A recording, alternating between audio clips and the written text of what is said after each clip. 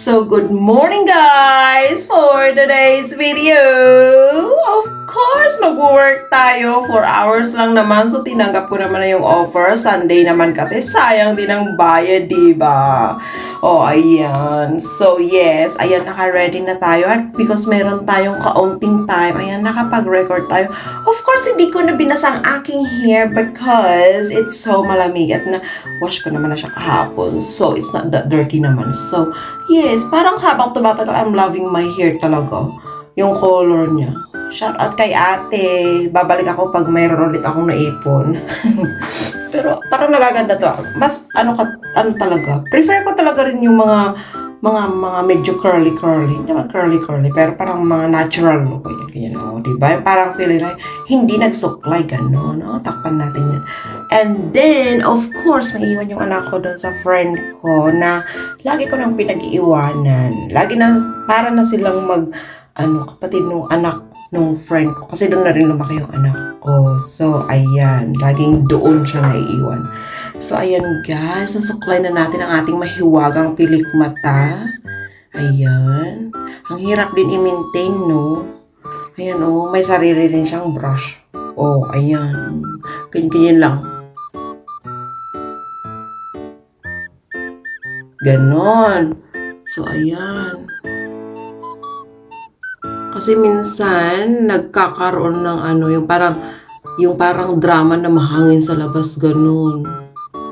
Pero ipapaano ko na to, papatanggal ko na siya dun dun sa isang naggagawa sa akin dito sa Australia. Na kasi yung mata ko. Parang na-irritate or something na. So, ipapatanggal ko na siya, tapos papapalitan ko na siya ng iba. Gusto ko yung parang hybrid. Hybrid na parang na siya. Parang ano bang tawag yun? Basta ewan ko, parang pamaypay na. Gawa. So, yun nga guys. Naka-ready na tayo. Inintay ko na lang matuyo yung aking lips. Para malagyan natin ng moisturizer. Yan, gamit ko yarn. O, diba?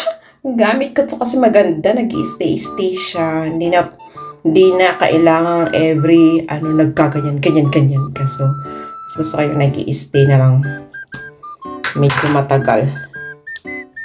Yan. So, yan guys.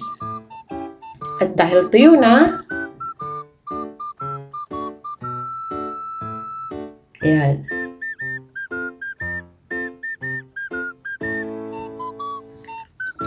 Oh, ayan pa! Ganon! Oh, ganda ng color. I like it. Pero minsan nauubos ka agad-agad kung ganda ng color.